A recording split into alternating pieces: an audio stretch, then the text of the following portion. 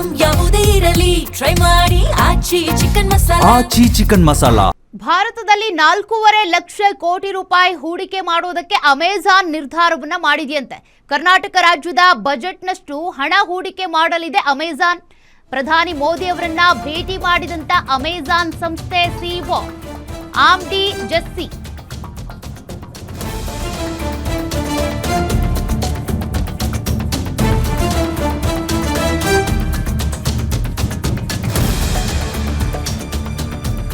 ಪ್ರಧಾನಿ ನರೇಂದ್ರ ಮೋದಿ ಅವರನ್ನ Amazon CEO Andy ಜಸ್ಸಿ ಅವರು ಭೇಟಿ ಮಾಡಿದ್ದಾರೆ.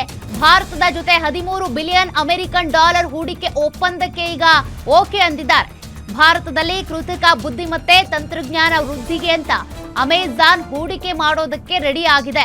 2030ರವರೆಗೆ ಹಂತ ಹಂತವಾಗಿ 4,53,000 ಕೋಟಿ ರೂಪಾಯಿ ಹೂಡಿಕೆ ಮಾಡುತ್ತಂತೆ.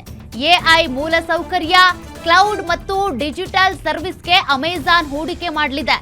6 ತಿಂಗಳ ಹಿಂದಷ್ಟೇ ಭಾರತದಲ್ಲಿ 35 ಬಿಲಿಯನ್ ಡಾಲರ್ ಹೂಡಿಕೆ ಮಾಡಿದಂತ ಅಮೆಜಾನ್ ಸಂಸ್ಥೆ 2010ರಿಂದ 2030ರವರೆಗೆ ಅಮೆಜಾನ್ನಿಂದ ಭಾರತದಲ್ಲಿ 88 ಬಿಲಿಯನ್ ಡಾಲರ್ ಹೂಡಿಕೆಯನ್ನ ಮಾಡಲಾಗುತ್ತಂತೆ.